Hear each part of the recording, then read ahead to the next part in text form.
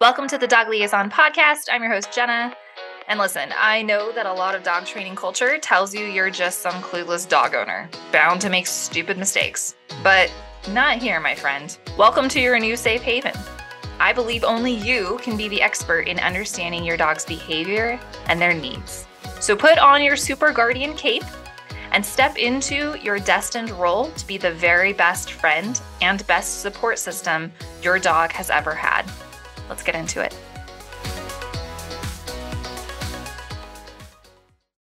Hey, gal. Thanks for jumping in. Really appreciate it. We're going to be talking about the formula to train dogs. Sassy Jenna's going to come out a little bit. I hope you're ready for it. I hope that's okay with you guys. We have been told that every single dog is an individual. And so therefore, every single dog needs their own individual training plan, their own individual training method, and everything is unique. There is no formula. There is no recipe. And it's not that it's entirely formulaic. It's not that it is entirely recipe-based. It's not entirely standardized. It's just not also entirely individualized. It's somewhere in the middle, like most good things, right? And we have been kind of existing on this extreme side of the conversation. And I kind of want to give some clarity and say how the answer is kind of in the gray. The answer is kind of in the middle. And I wanted to be talking about who should really be doing the individualization, because we're under this assumption that only trainers are the people who get to decide what individualization is necessary, and we get to manipulate your training plan for you. And I am going to make the argument that is absolutely incorrect. I'm going to make the argument that if anyone should be individualizing, it should be you as your dog's guardian, that it is my job as your coach to empower you with the ability to individualize, not my job to tell you how to live your life with your dog. So I think that part of the reason why we want to believe that we need to lean on trainers, why we want to believe that trainers have all the answers, is stemmed in the basis that we tell you you need to get a trainer, that the second that there's a hiccup, you better reach out for a trainer who has a certification, who has 1,000,000,001, accreditations, because you are incapable of figuring this out on your own. And God forbid if you should train your own dog. You better go find someone who can tell you and coach you through it, because you just are incapable of knowing it yourself. And if you have been following Dog Liaison for a little while, you know that it is my mission in life to empower guardians to take that leadership role. It is my mission in life to empower guardians with the ability to train their dog, to not need to go hire a guardian. And if I had it my way, 90% of the things that you guys pay for right now in dog training, if I had it my way, would be free every day of the week. It's absolutely egregious to me that people are charging you to teach your dog to sit. That's like teaching 2 + 2, Like there are some things that are public education that you should just get for free. And then there are things you go to school for and you go pay college for and you go pay special universities for. We're talking about 2 different levels of education here, right? And basic skills is something that everybody should have access to today. But we're told that you are incapable of doing all of that on your own. We're told that you as a guardian better go hire a trainer because they're the only ones that can show you or teach you how to do that. And that pisses me off. So let's take it back. We're going to rewind a little bit. So how this came about was that I've seen a lot of posts recently talking about how, you need to go individualize every training plan and you need to individualize every training technique. And every dog is an individual. And so they all need their own individual shenanigans. And so you have to go get a trainer to show you how to individualize that because there is no recipe to follow. So for this, I'm going to use a sandwich analogy. And you know how you go to Subway and there's a process, right? You show up and you're getting a sandwich. There's going to be bread. There's going to be some shenanigans in the middle. There's going to be some veggies and then you're going to pay and leave, right? But there's a formula to follow. Right? When you go to Subway, you're going to make a sandwich. And that there's going to be essential parts of that formula. There's going to be bread. There's going to be things in the middle. There's going to be a second layer of bread. There's probably going to be cheese. There's probably going to be some veggies. There's going to be some dressing. And if it doesn't have those things, it's not a sandwich. You wouldn't go to Subway and order a pizza, right? Okay, so in my little analogy right here, positive reinforcement methods are like a sandwich and say balanced methods or aversive methods or alpha pack, those would be like pizzas and hot dogs and like other food groups. Those are not sandwiches, right? But if you go for positive reinforcement, you're going to Subway for your sandwich. Yes? Are you guys with me on that? Did you follow that? Give me some hearts on the screen if you followed that. Okay. So when you show up to make your sandwich, they're going to ask you options. They're going to say, you first need bread. You got to have bread. You can't have a sandwich if you don't have bread. But then they're going to say, what type of bread do you want? You get to select. They show you your options. They say, we have these types of breads. Which would you like? And then you go on to the next thing. And they say, okay, we got protein. These are the options of the proteins. You can't get any of these things other than what's in the option. But these are your options. Which would you like? And then you put that on your sandwich. And then you go to the next one. And they give you your options, and you select which option is applicable for you and your taste buds. And by the end of it, you've made it through the whole line, and you've made your own special little individualized sandwich. Yes, that is training a dog, okay? You show up, and your coach is going to say, look, these are your options. These are the things you can do right here. You need to have these essential ingredients. There's a formula to follow, but within each of these steps is a choice. And you get to make a choice based off of your individual needs, your individual preferences, and the lifestyle that you want to live with your dog.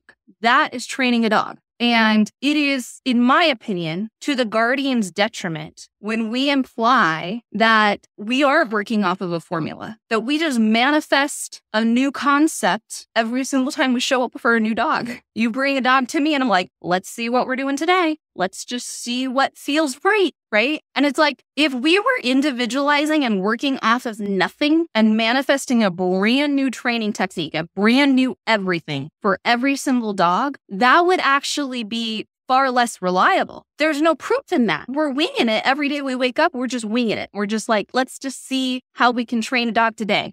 Why would you ever want an expert winging it? You go to an expert because they have a proven record, because they have a proven process, because they have a proven track record to getting you success. That's why you go to an expert. So we do have a formula to follow. We're not reinventing the wheel every day we wake up. And you might be thinking, okay, well, what are some of the ingredients that are part of this formula? Well, first of all, that really depends on like what field you're talking about. But here at Dog Lead, when we focus on anxiety, right? So for starters, counter conditioning and desensitization, that is a formula, period. Like if you're not using counter conditioning and desensitization for your dog's anxiety, you're not training your dog's anxiety. Enrichment, that's a formula. If you don't have enrichment in treating your dog's anxiety, you're not treating your dog's anxiety. Relationship and trust. If you're not working on building a relationship and understanding your dog's behavior, you're not working on your dog's anxiety. Like there's a formula to follow. A lot of things that we work on is arousal control and building the dog's arousal and helping their heart rate get up and then helping them cope with that. How do they cope with that excitement? That's a formula to follow. Like there are essential ingredients that come into play when we're treating a dog's anxiety. But how you do that, the techniques that you utilize, those are your options. My clients come to me and they say, Jenna, I need counter conditioning. And I say, cool. These are the methods that you can get counter conditioning. These are your options. Which option seems right today? And that's really the next part of this is that what's true today may not be true for tomorrow's context. What option you may say today, I want to eat turkey, but tomorrow you're like, I don't want turkey. I want ham. Today you want American cheese. Tomorrow you want provolone. And so depending on what your day calls for is going to influence which technique you use within that formula, right? You're still doing counter conditioning. You're still doing desensitization. You're still doing enrichment. You're still doing all of these things. It's just the way in which the technique you use for that is going to depend on what your training plan on that day calls for.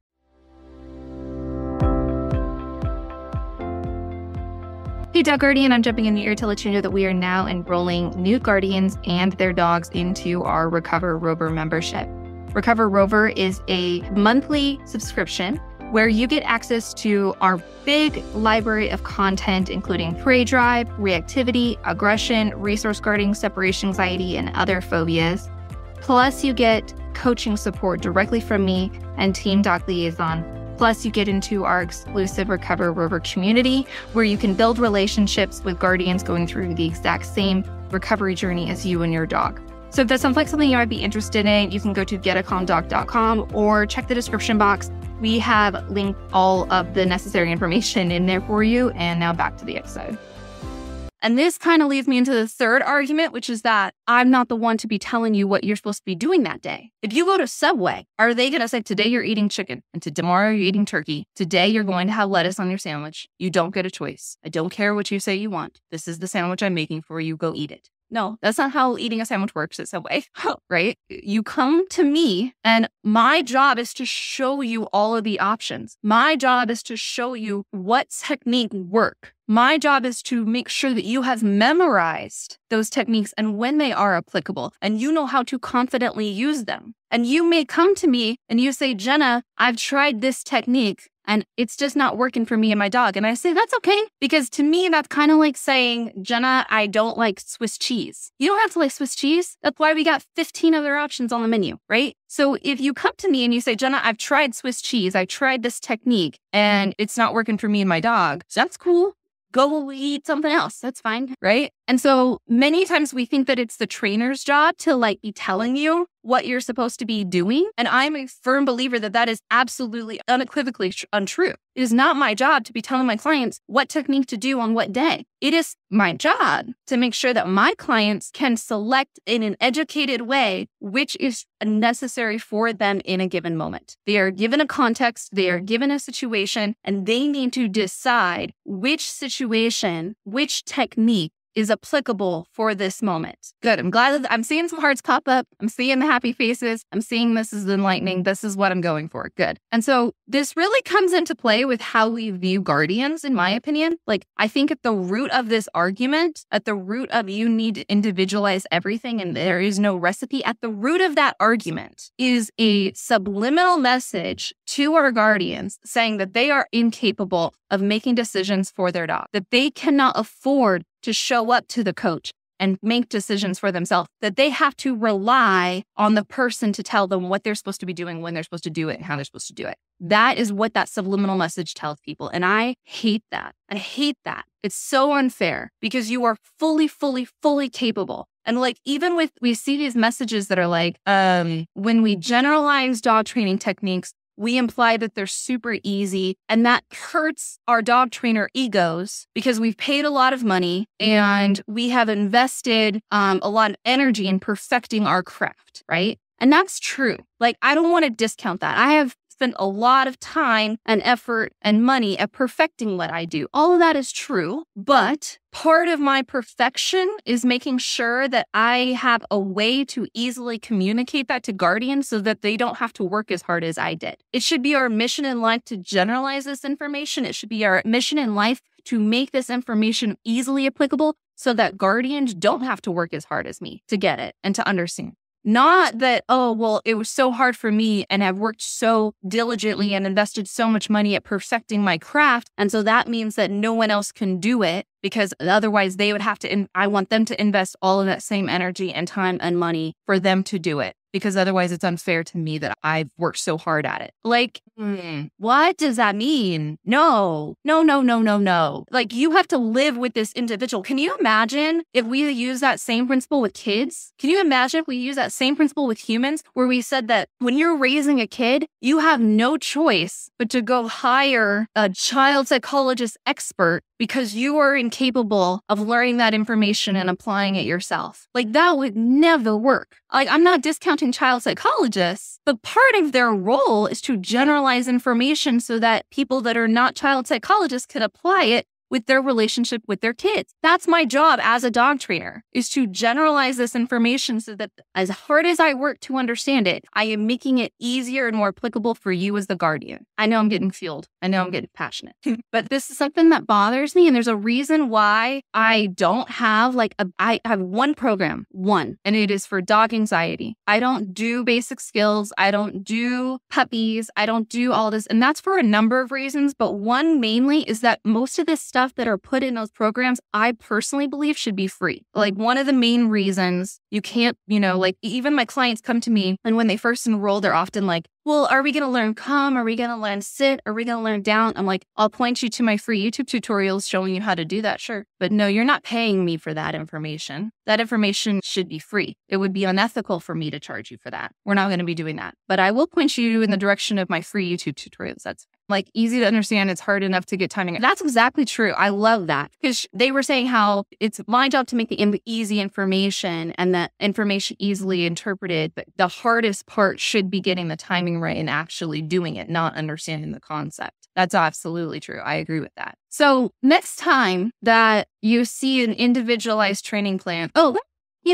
our value as trainers is largely in our ability to effectively, yes, absolutely true. Absolutely true. Our value as trainers is largely in our ability to effectively communicate the info they need. It's exactly true. Can I digress a little bit? Do I get permission to digress just a teensy bit? But I'm fueled up, so it's relevant. As trainers, we invest so much in understanding dog behavior, and that's necessary, okay? I do think that if you know right now, I want to be a dog trainer, first thing you need to do is invest your time, energy, your practice into understanding dog behavior and learning theory. Square one, right? But then if you really want to be a dog trainer who works with guardians and their dogs, and you actually want to make an impact, you better invest some money in learning humans as well. You better invest some money in learning how to communicate and coach human learners. Because yeah, there's some crossover, but there's differences. Just because you can communicate well with dogs does not mean you can communicate well with humans. Just because you understand learning theory doesn't mean you can use it in practice with humans. And how many of the trainers that you see who are wonderful working with dogs, how many of them are far less educated in being able to coach humans? And I'm not just talking about teaching humans. I'm talking about coaching humans, because there's a difference between coaching and teaching. Those are two different things. And teaching is necessary because sometimes it's just a matter of like, I have to share information with you. But coaching is where the actual transformation occurs. Coaching is getting the client to be self-sufficient. Coaching is getting the client to answer more questions than you are. And that is my role when I'm working with my clients, is not to answer 1,000,000,001 questions, but to instead get them answering their own questions. And I know for a fact, God love them, I know that my clients sometimes get frustrated with me because I give them a little workaround. They ask me a question and I give them another question. And then they ask me a question and I go, I'm going to ask you this instead. I know that that's frustrating for them because sometimes they're just like, Jenna, just tell me the answer. But I also understand that if I just told them the answer, they wouldn't be learning it for the long haul. And then when it's time for them to make a decision, like we were talking about, when it's time for them to decide which training technique is necessary, when it's time for them to actually make a decision in their relationship with their dog, they don't know how to do it because all I've ever done is answer questions for them without actually coaching them. And I see all of my clients popping off in the comments right now. And Team Deja was like, my favorite response is, what do you think my answer is? Yeah, that's just something I always say. What do you think I'm going to say? Right? I think it's important that we have, that's exactly right. Team Deja said we always know the answer already. It's somewhere within you. It's my job to pull that out. That's my job. My job is not to tell you the answer. My job is to pull the answer that's already within you out. So that's my rant for the day. Thank you for coming to my TED Talk. Thank you for letting me get some shenanigans off my chest. I hope that Sassy Jenna was decent and not too implosive. I see a lot of hearts. I see a lot of engagement here. So I hope that this resonated with you guys. If you guys are watching Team Replay, make sure to tell me what nugget of gold you got out of this, what you took away, what was your main points. And I hope that this reframes not just how we look at training dogs and whether or not it's formulaic, but how we look at being guardians and what our relationship with our dog training coach should be, right? Do you feel better now? Actually, yes, I do. Yes, I do. Thank you for asking. Good. Yes. Very, very awesome. Awesome. Okay. All right, my friends, we will talk very soon. Thank you, Marissa. I appreciate you showing up live. And to my clients, we'll chat soon. Bye, guys. We hope you enjoyed this episode of the Dog Liaison podcast. If you did, it would help us tremendously if you subscribed to the show, left a review, and or shared with a friend. You can either post on your Instagram stories, make sure you tag me if you do, or send it directly through an email or a DM straight to a friend, letting them know, hey, this episode really made me think of you. Info on how to work with me and the Dog Liaison team is linked in the description box, or you can go to getacondog.com. We look forward to having you in the next episode. Until then, give your dog a treat for me and we'll talk soon.